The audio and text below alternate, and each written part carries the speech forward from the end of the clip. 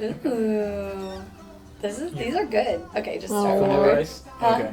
Yeah. Okay, well, I guess I gotta do the intro because you don't do the intro, but what do you say? Welcome back to Broad and Gatica Tattoos podcast. Something like that. Okay. We have Danielle, former Pandora Tattoo Shop member. Mm-hmm. We have Miss Ashley, who is a canvas for the shop, for the studio, I'm sorry. And, okay. Feedback? Yeah. Okay. Yeah. Okay, so you have a few questions. I do. Okay, are you ready? I guess so. No pressure. Right.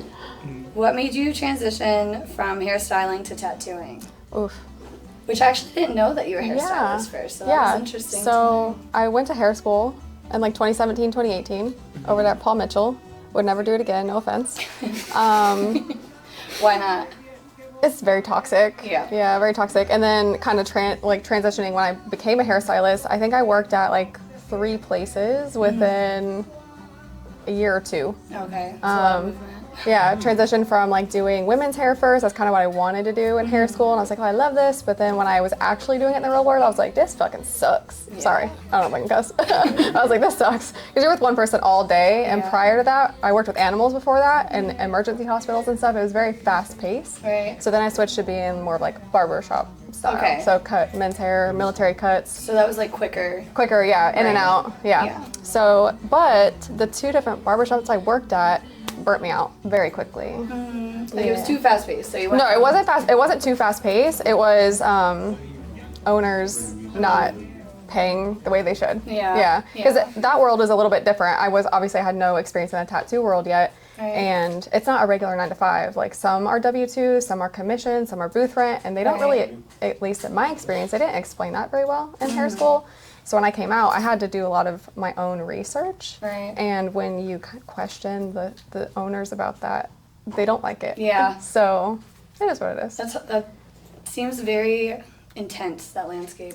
Yeah. Like, yeah. you have to deal with the client, and then you have to deal with the people who own the studio and all that stuff. So. Yeah, so I wasn't playing around with money, so I said, bye. I'm leaving. See ya. It's a lot of energy. Good luck. Yeah. You know? So, but that the last place I was at though, did tattooing and barbering, so that was sort of how I got started into tattooing. Okay. Yeah, like when did you know that you were like, oh. Honestly, at first I didn't want to give it up. I wanted to try to keep doing both, and so I stayed at the last place way too long. And I knew that after the fact because it affected my mental health. So then I was like, okay. And then once Miguel was like, no, I want you to focus on tattooing, I was like, fuck.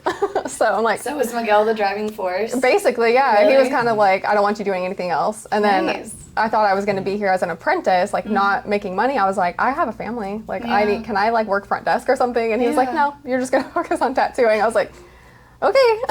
So I just kind of like went with it and just, and then. Do you think if it wasn't for that, would you have ever transitioned fully to tattooing? Yeah, maybe not. I think the fear of like not knowing how it was going to turn out or how well it was going to go. That's a scary jump. Yeah. So, but once I like made the career, because I worked with animals for 10 years and then, you know, I was, That's a long time. Yeah, it was a long time. And so my dream as like a little girl, I wanted to be a veterinarian. Aww. But because I was a military wife, a young mom, moving around a bunch, it was like not happening. And I got really impatient. So I was like, fuck it, I'm going to hair school. I was like, it's not going to be fulfilling, but I'll do it. And then one thing led to another. And then, Well, you're obviously creatively inclined. It's both like. Yeah, I've learned that because in school I actually avoided the art classes because where I'm from, they're like, they pushed college, like not trade school. Right. Like if you don't get a scholarship, you don't go to college, like you're not going to be successful. Same. I was kind of brainwashed the same way. Yeah, so I was like, well, I'm not going to take art classes because what's the point? I can't. Not going to make any money. Not going to make any money, yeah. So. I think it would have been, I don't know, because I feel like if I would have went to art school, I wouldn't be where I'm at today. So I had to go through hardship. I feel like I have. Yeah. So what ignited your tattoo career? Like what pushed you? One of my friends bought a tattoo machine. He was like, come tattoo me, bro. I was like, all right. At first I was like, no, but then like I started tattooing him at a place where I'm probably not supposed to say because the government might get in trouble. The feds are listening. No, it was in what is called rescue center. I was tattooing at a rescue center, tattooing all the people out there, and and then I started liking it. And I was like, I might as well do it for money, like do it for My a benefit, career, yeah. right? That's so funny that you say like the rescue center, because I remember when I was first tattooing, you're like, go find a homeless person, let you tattoo him for free. I was like, to practice, and I was like, I'm not doing that. But why? Honestly, there's some strategy to that, because you Maybe. just walked up to someone on the street like, hey, can I tattoo you? Right? I can't imagine they'd be like, absolutely not. Yeah. We should do that. Go find a random So we person. should do Yeah. that. A homeless tattoo challenge. That'd be pretty I cool. mean, you don't even have to be homeless. Or just person Just on a the street. random person on the Oh, street yeah. You want to do that, Danielle? You should Um, do it as a challenge too. as a challenge. Yeah, just go talk to a random person. That'd be pretty cool. Do you like talking to random people? I mean, sometimes. I guess it depends on my mood. Same. Like Yeah. your energy levels. Yeah. That's what it depends on for me. Hmm. Like my music. Yeah. It's a mood. Same. Yeah. Same. Right. How was your apprenticeship journey? Oh So I guess we God. kind of got into that a little A bit. little bit, yeah. So, I mean, honestly, I feel like I try not to compare myself to like other tattoo artists or other people's stories, Yeah. because there's no Comparison is point. the Yeah. thief of joy. But my first apprenticeship, if that's what you want to call it, or first go at it, it lasted maybe 5 months. Mm-hmm. And quickly the person took on another apprentice. Mm. And then that was the last toxic environment from the barbershop that I left. Right. So I can't say I didn't learn anything. I Mhm. did, but again, it was very toxic. And when she took on another apprentice, it was kind of like hard to really get any of her time. And at the time, I Right. was still cutting hair. Right. So, you know, Sundays were my busiest day. So I was like, look, to show her that I was serious about it, I was like, I will cut down all my days cutting hair. I'll cut only on Sunday, because that was the day I was like definitely booked. Yeah. Or Saturday maybe it was. And then I was like, and every other day, like, I will shadow you, I'll apprentice, whatever. Right. And that was like the agreement.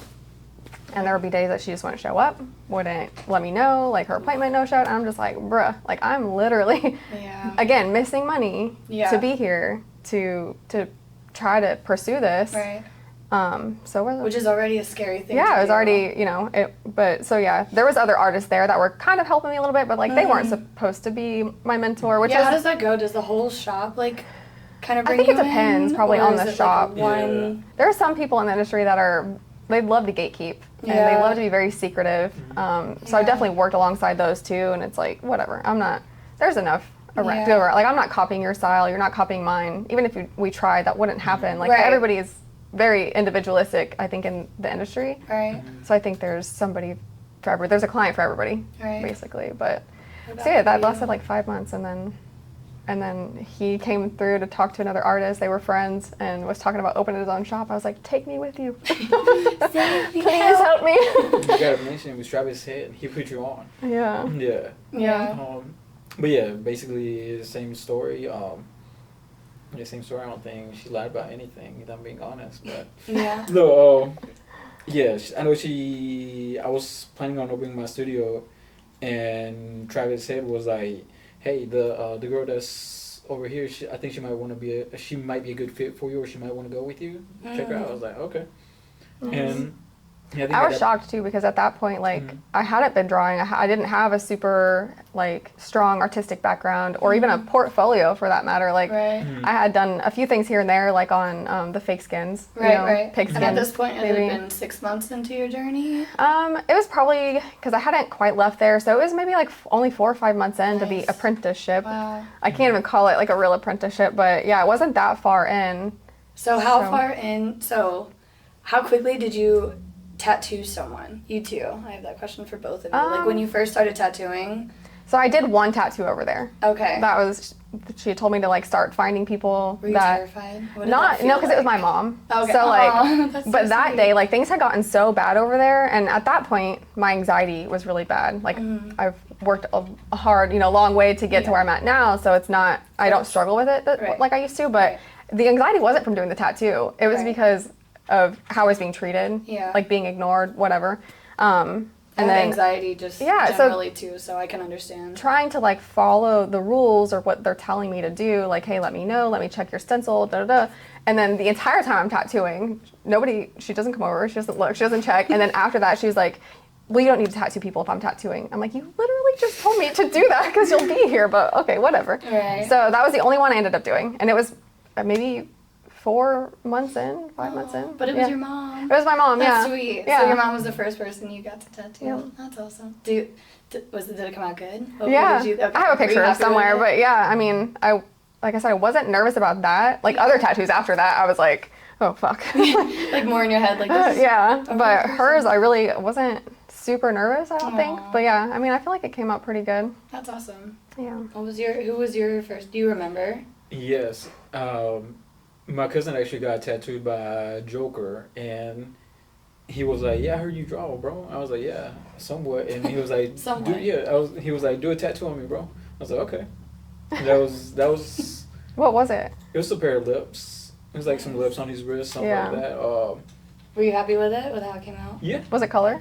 Yeah, it was red. That's so funny that you're not a color artist, Right? but That's interesting. your first one was color. I wouldn't have assumed color. Yeah. Was yours color? No. It was black and white. That's funny. Yeah, well, it wasn't even black and gray. It was just Line work? almost like one of those Pinterest tattoos, Oh, like a okay. heart with like the little heartbeat and like a cross, I think. Oh, okay. Like more kind of line Yeah, workish. Yeah. Oh, that's cute. Yeah. Yeah. Nice. Ooh, this one is very interesting. I heard you and Miguel submitted tattoos at a convention, and your tattoo got picked instead of Miguel's. Is this true? So neither one made it to the top 3. I will say that. But the finals, I guess, are where they like you make it up on stage. Yes, mine did. Mine did make it. At the All American Tattoo yes. Convention, the one we were just at. Which one? Ooh, Well, what it wasn't this category? year. It was It last was like year, right? last year, I think. Yeah. Oh, okay. Yeah. Okay. What category was it? Do you remember? It was large black and gray. Ooh. It's the one that you did on your husband, right? Yeah. What was it? Was it the Aries one? Or I didn't think I did the other one before. Was it the one up here? I think you might have been Aries, that God one. of War. Nice. Yeah. Oh, actually, I think I remember you actually working on Yeah. him. What's funny is that I tattoo's came not in even one done. day for one of my pieces, and you were Yeah. back there working on him. Yeah. Wow, that's Yeah, interesting. she beat me. Nice. Right? I mean, I Even have though I'm no usually the one trophies on yet. stage trying to get first for him, but Right. still go back. I know. What is it? Girl power? Girl power. Yeah, for the girls. Any advice you would give to anyone who's being mentored by Miguel? Oh my god. Hang in there. Dang. He'll like explain stuff, and or if you ask him a question, let's just start with that. Like if I would ask him a question, he'd be like yes and no, and then he would like somewhat explain it and be like, does that make sense? Yeah. So you just gotta read between the lines. I Yeah. feel like, with Miguel. But Everything is with a grain of salt. but I will say my opinion, I'm not an artist by any means, but I don't think Miguel gatekeeps. I feel like he's very open. yeah. Like just being in here, I hear him talk about strategy and technique and all these things with everyone in the shop. Yeah. How do you feel? Yeah, so that was actually, which I think I probably thanked him like a million times when I was over here. I'm like I don't think I would have been in the tattoo industry if you hadn't given me the chance, because like I have had people ask me for an that's so apprenticeship, powerful. and I'm just like I'm like 5 years in, but I was like I am learning. Like I'm not in a place to offer you an apprenticeship, which I'm like mind blown that they're asking me. Yeah. Because I still feel so new in the Right. industry, but it's like Okay, because so and you're I not feel like a even- lot of times I'm Well, your work doesn't look new. well, thank you. And I know that I'm hard on myself. Being a perfectionist is Right. a blessing and a curse, but having other people see sometimes what I don't see is just Right. like, okay, I need to like chill out on myself a little bit. But I think we all do that though. Yeah, for honestly. sure. But that just shows that you have the right mindset, I think, because you always want to improve. I know Yeah. he, even just being around him, he's always talking of ways of improvement, and in my head I'm like, you are all incredible. Yeah. So it's just crazy to me. He's like, but I can be better. I'm Mm-hmm. like, that's why you all are as good as you are, is because you keep Yeah. pushing it. You don't get complacent. that was definitely a big difference though, which is funny because one of the things said to me at the old place was like, yeah, not every place is as nice as us. And like, you know, and like the gatekeeping mentality, and like Right. they're gonna like the old school way of having an apprentice and basically making them like the shop bitch. Is that what it is? So it's like kind of equivalent in the military to hazing, right? I guess Is that so. like In a way, I guess. I traditional don't know. apprenticeships? Is that like Which you I- start at the bottom and you have to Yeah. like earn your respect kind of thing? I guess. So we started that with Tori. 'Cause we didn't implement it with you guys, so we started that with Tori.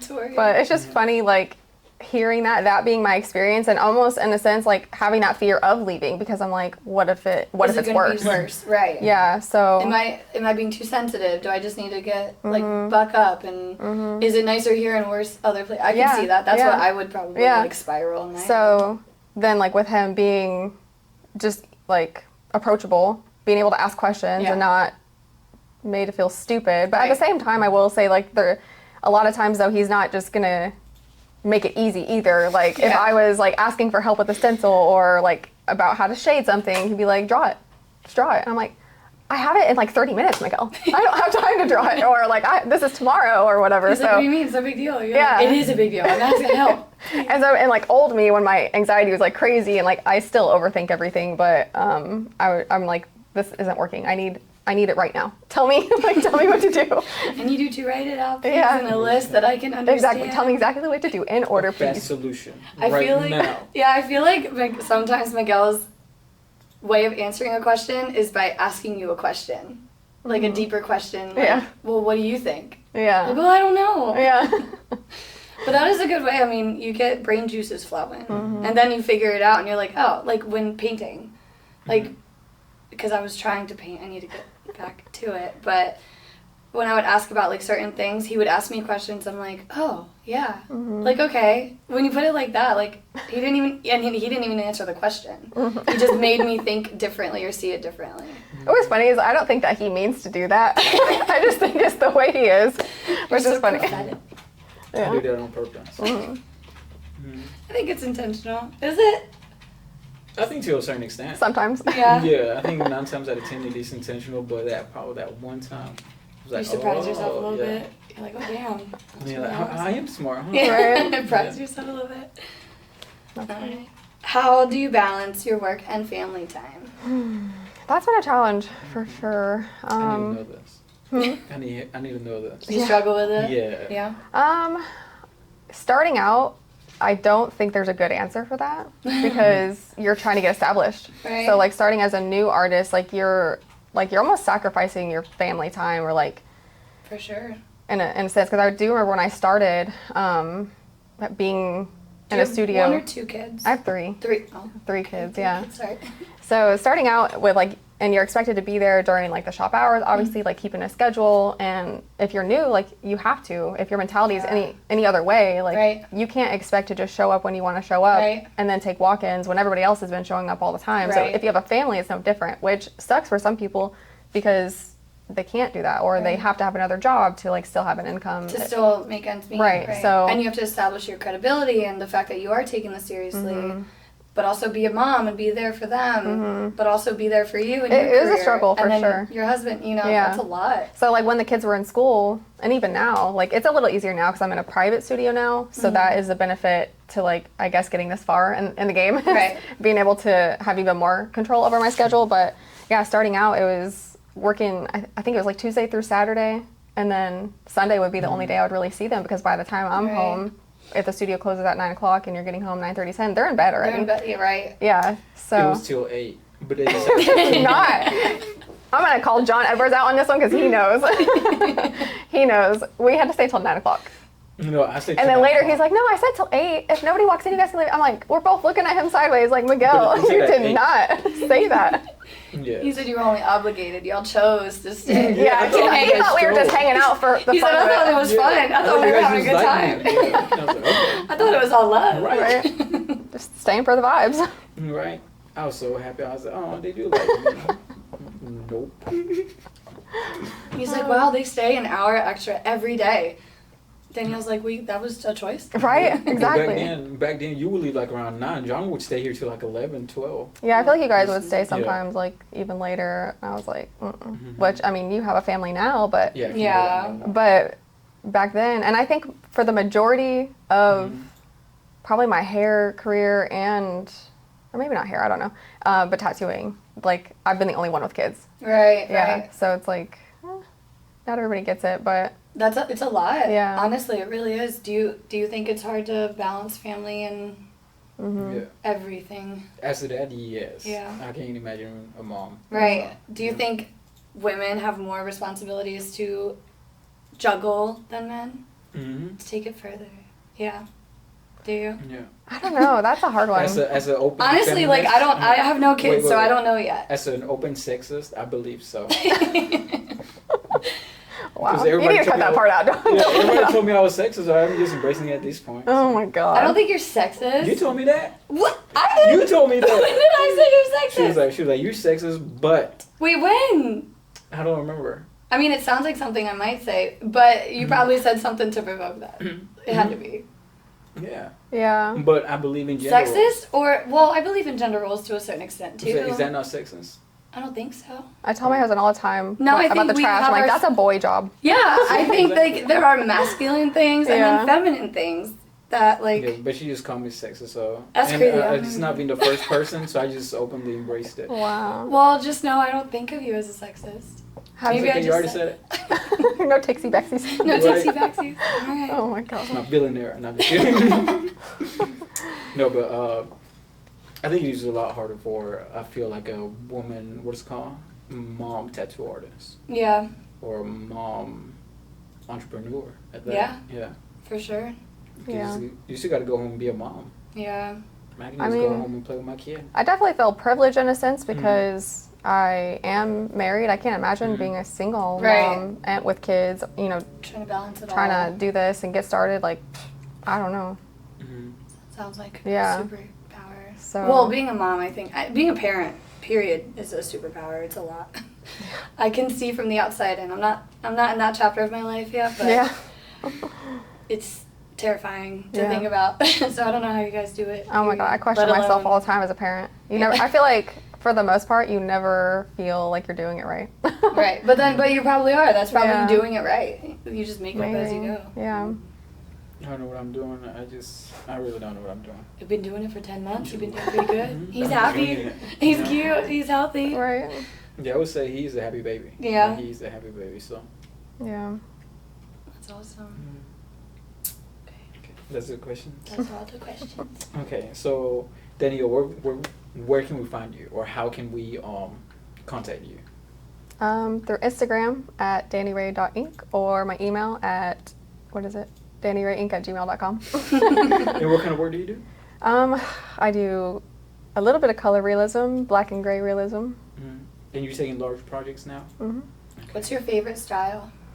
That is tough. I feel like I get that question. I'm like, I don't know how to answer that because I like being able to break it up between doing like color pieces Mhm. and then doing black and gray. So I'm not just doing the same thing Over every and single over day. and over Yeah. again. Do you like clients that come in and say, here's free range, this is the style I want, or Mhm. this is exactly what I want, can you put this on my body? No, I don't like that at all. Okay. A mixture So of you both, prefer I the think. first over the Yeah. latter? Yeah, I like when clients come in and they have like a general idea of what Mhm. they want, but they're like, I'm not an artist, I don't know how to put it together. I'm like, well, I am. So You're give it to right, me and right. I will create it. Give me some freedom. So yeah, What that's about you? definitely.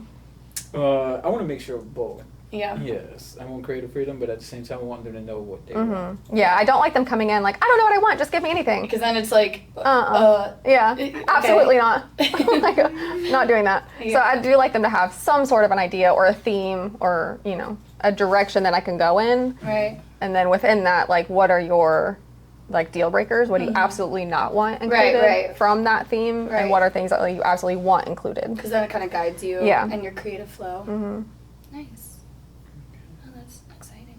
Well, thank you guys for joining us. Thank you, Danielle, for joining us. Hopefully, next time we interview you, you have an award, right? I know, hopefully. You gonna be Maybe next year. manifested. Yes. Girl power. No, girl power. Girl power. Girl vibes, All right, manifesting. Mm.